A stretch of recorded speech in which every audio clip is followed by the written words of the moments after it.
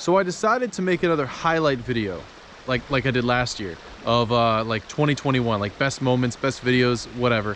And I was going through my videos from the beginning of 2021, and I realized something, because it's kind of interesting. I always make content that is based off of my mood, that's based off of what's relevant in my life, what I feel like talking about in that moment. I try not to force things to come out. Like, I try not to make videos that are completely irrelevant to what's going on in my life, or I'm not really in the mood to talk about. I have before, and usually it just doesn't turn out as great. So because of that, because most of my videos are based off of content that's very relevant to my life, personal stories, so on and so forth, when I was going through all my videos, I got a chance to see where I was at in my life, which is really interesting.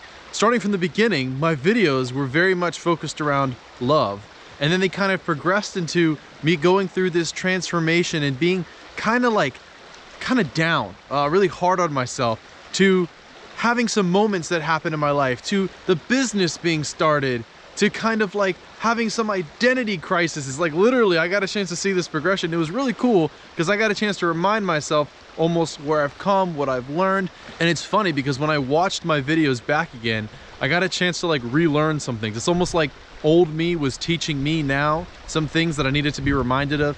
Anyway, I liked it. It was cool. So it made me definitely want to make this video. And I made a video, some highlights, some best moments of 2021. Pretty much all the videos that I made, and some moments where I decided to not be so serious. So then, because I was kind of inspired by myself, my old self, I was like, man, I really want to make this video now. So I did. I made a video, highlight video, best moments 2021, coming up. Check it out. I always thought that I needed somebody to love me so then I could love me, because I didn't know what love was. But I did the whole time I did know.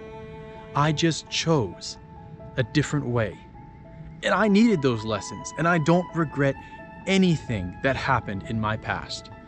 A lot of it I feel shameful for. A lot of it I feel guilty for. A thing that I always like to say, one of my favorite quotes ever of all time, is if you love a flower, you don't pick it, you watch it grow. And that to me made the most sense when it came to romantic relationships, or friendships, or relationships with your parents. It doesn't matter who it was, but I looked at it like romantic relationships, because if I'm gonna be in a relationship with someone, they're not mine. They're their own person. And together, we can exist in the energy of love. What a hippie thing to say. But I really mean that. I really, really mean that.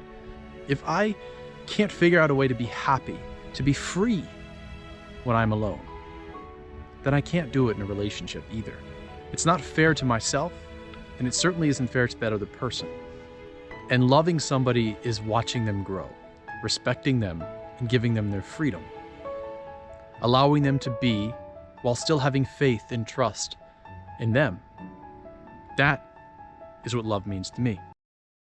But what I do have now, that I didn't have then, was gratitude. I have gratitude for my 20s. I have gratitude for all the experiences I felt like I wasted my time with, through all the people I was in relationships with, all the times I got hurt, all the times I hurt people, all the friends I had that came and went, the friends that are still here, the places I have, the parents I have. I am grateful for everything that I have. When I really think about it, I start to realize that if I weren't being grateful for everything that I have, that I would just be a victim of my own circumstance, of my own mind, my own mentality, my own perspective. And that's the last thing I ever want to be, is a victim of those things. Love is such a free-flowing energy that it is not bound or tied to anything. It's not bound or tied to attraction. It's not bound or tied to preference. It's not bound or tied to anything that makes you put a condition on something. To say that, I love this unless it's like this. I love that because it's this. Love is just what it is. We all have an endless amount of it to give others as well as ourselves. Don't ever try to put conditions on love. However, put conditions on your union. A union is so important to put these conditions on, because this is the person you're going to be with. This is the person you're going to spend time with. You're going to be intimate with. You're going to live with. Whatever. You should have respect. You should get respect. You should have trust. You should get trust. All these things should be part of your conditions for your union. However, if something goes wrong and you no longer want to be with the person and you decide that, this isn't working, this union isn't working, we're no longer growing right together, this is making me feel worse than I am, this is just not feeling right, it's okay to leave a union if you still love someone. So most of my life, I've avoided the darkness inside of me. I've avoided the parts of myself that I don't love. I hid them. And when you hide a part of yourself that you don't love, you never give yourself an opportunity to love it. And that is detrimental to your growth. And it's also something that causes suffering. It causes overcompensation. It causes sadness, anxiety, and anger. Every single negative emotion you can think of. There are so many aspects of myself that I kept hidden when I was a child and into my adult years that I really look back at, and I wish I didn't, but I did. The thing is, now I'm getting an opportunity to learn through a lot of them. And I think that's a good lesson for today, to understand how much you can learn through these things in your life that you hate about yourself or you don't like about yourself. The reason why you feel that way is no one is punishing you. You're not a victim. You're not there to be punished. It's like, hey, you were born looking like this, or you were born with this mentality, or you were born with these parents, or you were born with this situation. It's not there to punish you. I promise. And if you have the mentality that it's there to punish you, you've victimized yourself. And if you victimize yourself, you've taken the power away from yourself. And you've not allowed yourself an opportunity to learn through the situations you have.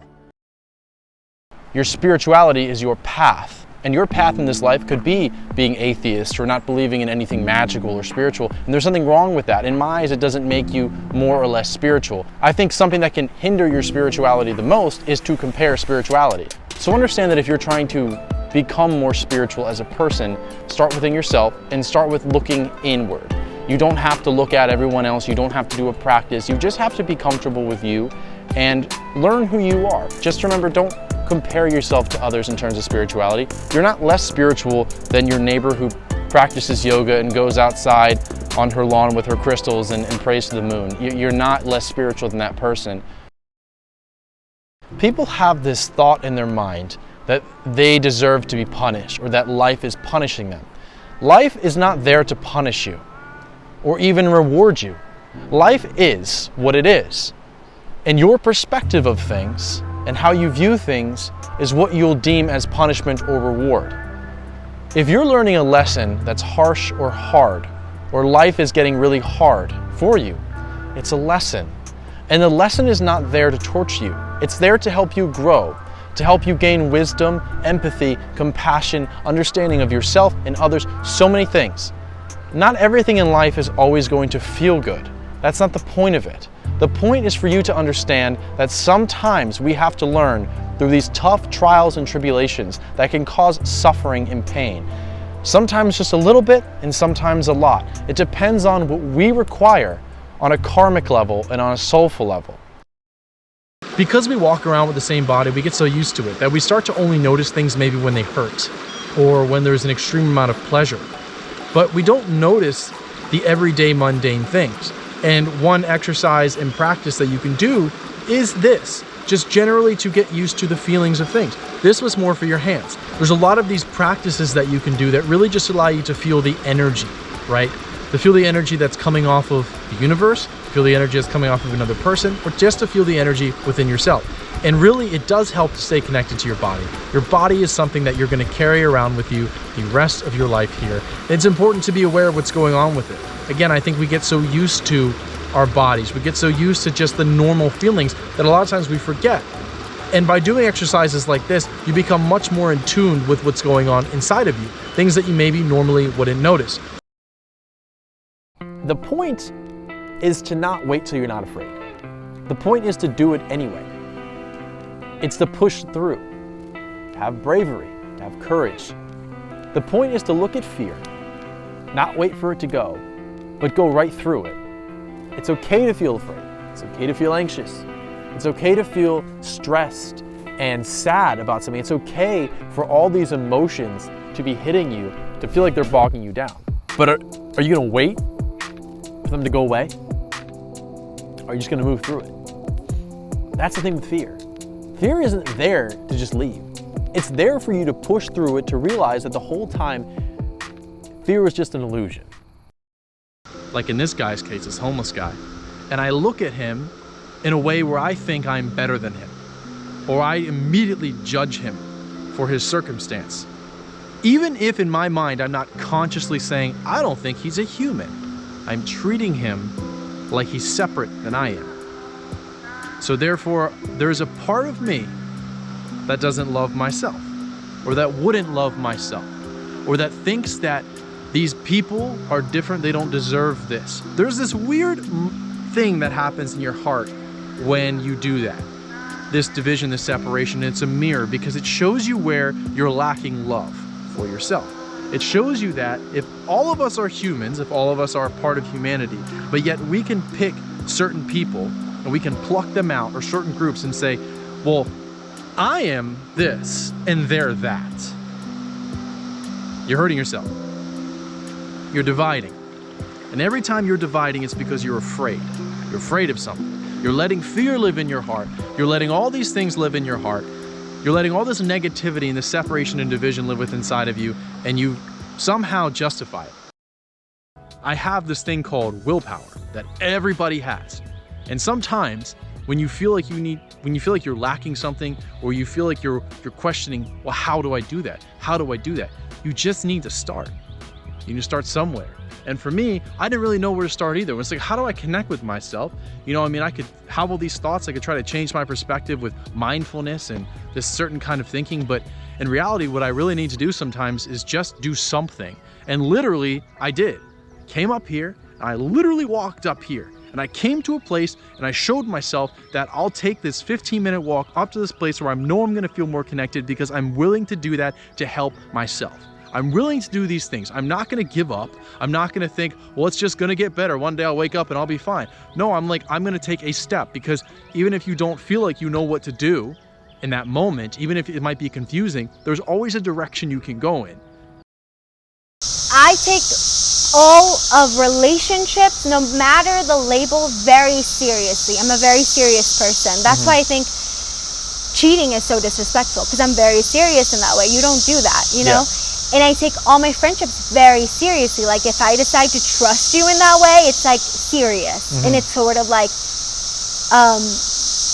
it like means a lot. You know what I mean? Yeah. So and we talked about this. It made me feel like I was being used. And I didn't like that. It's like we weren't real friends. You know what I mean? Yeah.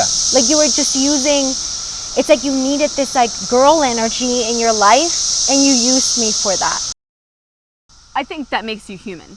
Like, you can sit here all day and say, oh no, I'm not taking that personally, I'm above that, but you're still human. Like, that still hurt you. You're not going to be like, I'm not taking that personally. Well, we're cool. I acted like that. Yeah. I know. And like, I know. Did you believe me in the relationship time when I would act like it was fine? Because I believed myself. I really started to believe myself. That's how much I tried to convince myself that it was okay. Honestly, maybe I did, because I still accepted like us getting back together and staying together. The relationship is non-existent, I think I would say. So you don't but speak for good to reason. him? No. He does he reach out to you at all, or? Nope. We definitely had like an end point where emails were exchanged, and he basically said, it's the end of the line for us. And I was like, oh, okay. Well, this is great. I don't have to break up with you. You break up with me. What was his reason? My aunt forced my grandma to just hold me to say goodbye. And that's when my grandma was like, okay, I'll take her home.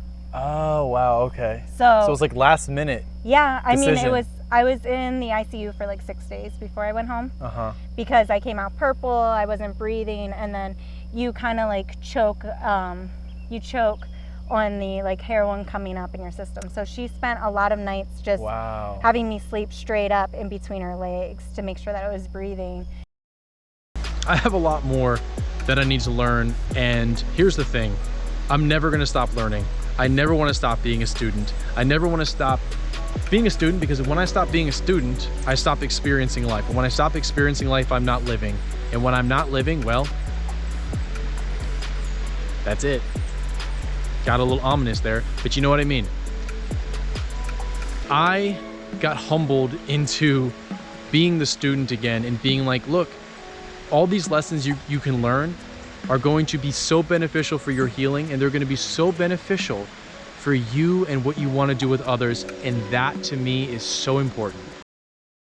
I really just want to be able to be a place or a person that someone can go to express themselves, to be able to say anything they want without worrying about somebody shaming them or guilting them or judging them.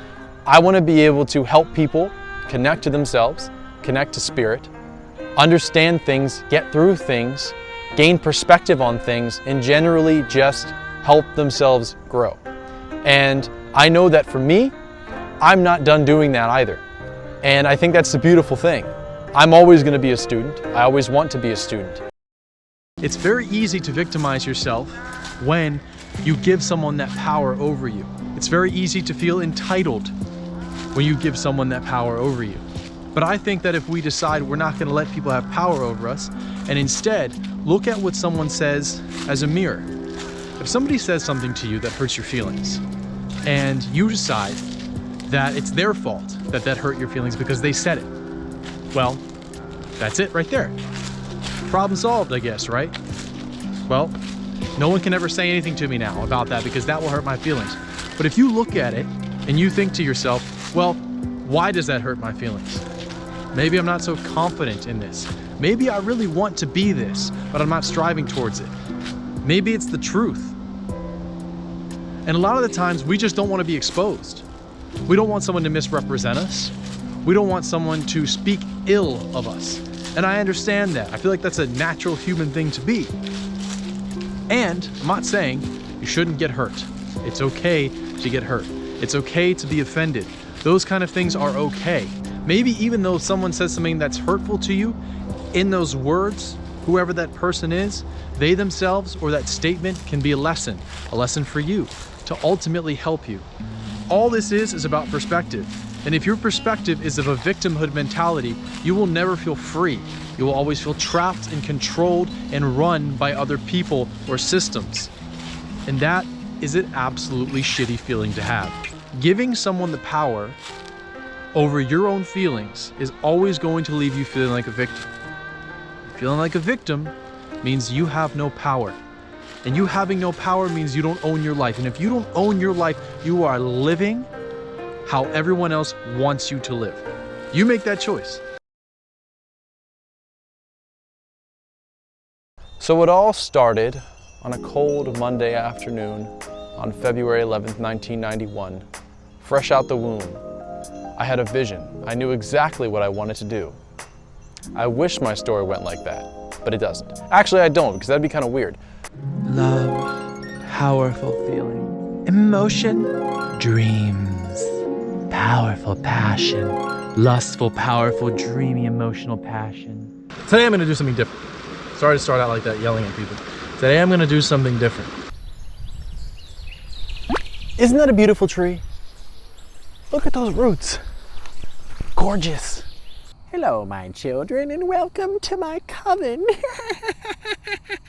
I'm going to hypnotize everyone today. No, I'm going to try not. Well, actually, I would do that if I could, but I can't. Not because like I legally can't. I mean, I literally can't. Maybe I'm the weird one. Maybe if someone is actually out in the woods and they're walking and they see this, they're like, what did I just walk into? And they turn around and walk the other way. That's the real message. When you're out in the woods by yourself at night, you're the scariest thing out there. Learning and discovering myself, doing all these things and accruing, is that accruing? Why can't I say that word? Accruing, there we go. Accruing, wow, I'll spell it. Wisdom. If you don't know me very well, or even if you do, you think you know me, you don't. That was sassy for no reason. Oh, well, you have, that's like male pattern baldness. And immediately I was like, it's called a widow's peak. Anyway, thanks for watching, guys. I'll see you next time. That's a really aggressive way to leave a video. I know what to do.